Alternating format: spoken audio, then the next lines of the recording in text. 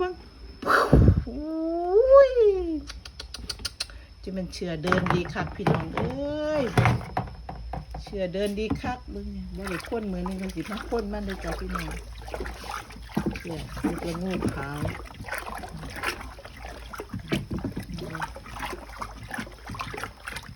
เชื่อเดินดีแห้งหาย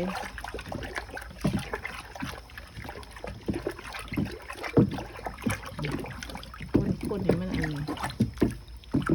ไก่ใหญ่น่าเอาไปใส่แล้วเชื้อเห็ดละงูขาวเป็นคนเห็ดลายนั่นแหละพี่น้องนี่จะดอกใหญ่ๆเฮ้ยกัดออกในสวนข่อยดีคักคนงานข่อยหลายบางงานเสียมหยอดต้นองุ่น